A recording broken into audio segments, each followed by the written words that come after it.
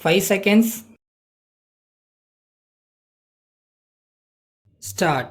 வரவு செலவு திட்டத்தின் மீது சட்டப்பேரவையில் ஓர் உறுப்பினர் பேசியதாவது: நிதியமைச்சர் அளித்துள்ள இந்த திட்டத்தை ஆதரித்து ஒரு சில வார்த்தைகள் கூற விரும்புகிறேன். வரும் ஆண்டிலே காவல்துறைக்காக கணிசமான தொகையை செலவிட போவதாக குறிப்பிடப்பட்டு இருக்கிறது. இப்படி காவல்துறைக்காக செலவிடுவது மிகவும் அத்தியாவசியமானதுதான். ஆனால் காவல்துறையினர் செய்யும் பணிகளையும் ஆற்றிய சாதனைகளையும் நமது நாட்டு மக்களுக்கு எடுத்துச் சொல்வதற்கு போதுமான விளம்பர வசதிகள் இல்லை. மக்கள் நல்ல வழியில் நடந்து கொள்வதற்கும் குற்றங்கள் புரியாமல் இருப்பதற்கும் ஓரளவுக்கு விளம்பரம் செய்தால் நன்றாக இருக்கும் என்று கருதுகிறேன். எனவே காவல்துறையினரின் பணிகளையும் சாதனைகளையும் நல்ல முறையில் விளம்பரம் செய்வதற்கு ஏற்பாடு செய்ய வேண்டுமென்று கேட்டுக்கொள்ளுகிறேன். விவசாயத்தை குறித்து பல உறுப்பினர்கள் பேசினார்கள். விவசாய துறையிலிருந்துதான் நம்முடைய வருமானத்திற்கு 50% கிடைக்கிறது. விவசாயத்தை பொறுத்துத்தான் வேறு பல தொழில்களும் வளர வேண்டிய நிலைமை இருக்கிறது. ஆகவே இந்த நிலைமையில் விவசாயிகள் உற்பத்தி செய்யும் பொருள்களின் விலை இறங்காமல் பார்த்து கொள்ள வேண்டும்.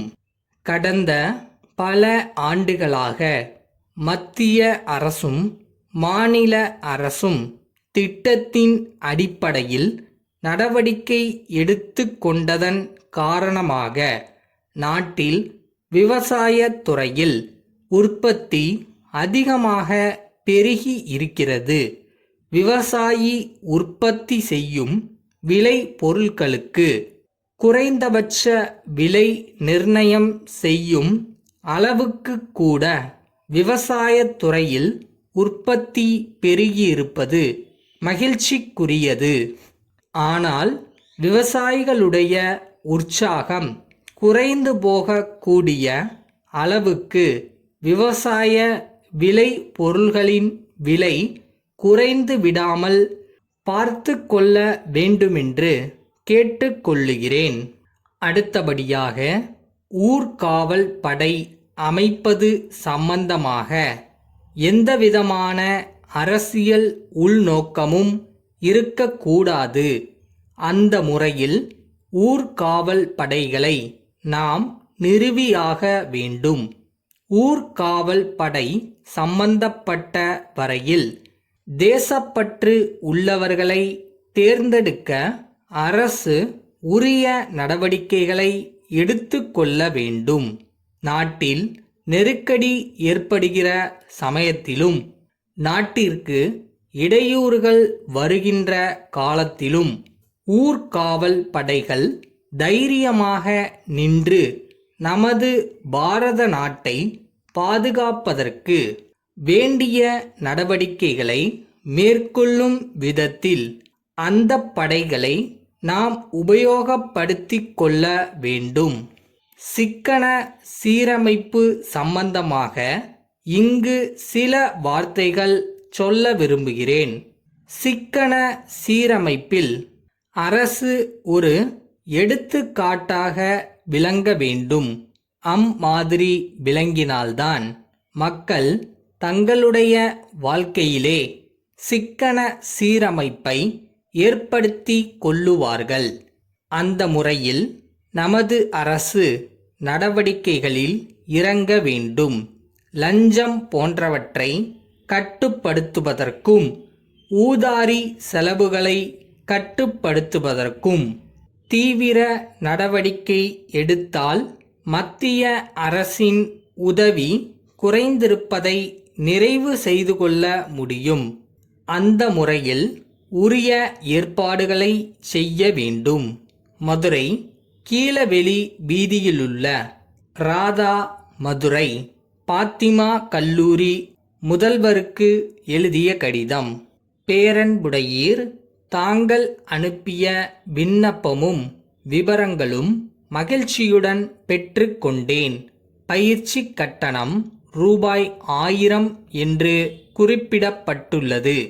மாணவர் சேர்க்கை கட்டணம், பயிற்சி கட்டணம், விஞ்ஞான கூட ஆராய்ச்சி கட்டணம் மற்றும் நூலக கட்டணம் அனைத்தும் சேர்ந்ததாகும் என்று குறிப்பிடப்பட்டுள்ளது. இதே போன்ற படிப்பிற்கு மதுரையிலுள்ள மற்ற கல்லூரிகளில் ரூபாய் 700 மட்டுமே மாத கட்டணமாக வசூலிக்கப்படுகிறது. மேலும் தாங்கள் குறிப்பிட்டுள்ள தொகையை ஒரே தவணையில் செலுத்த வேண்டும் என்றும் குறிப்பிட்டுள்ளீர்கள். மற்ற கல்லூரிகளில் 3 தவணைகளில் பணத்தை செலுத்தலாம் என்று சலுகை அளிக்கப்படுகிறது என்பதையும் தங்களுக்கு சுட்டிக்காட்ட விரும்புகிறேன். என் குடும்பம் மிகவும் ஏழ்மையான குடும்பமாகும். எனவே பயிற்சி கட்டணத்தை தாங்கள் குறிப்பிட்ட நாளுக்குள் கட்ட இயலாமல் உள்ளேன்.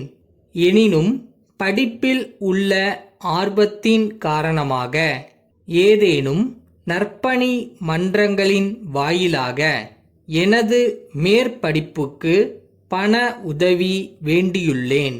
எனவே 10 நாட்கள் அவகாசம் வழங்குமாறு பணிவுடன் வேண்டுகிறேன். தங்கள் உண்மையுள்ள ராதா.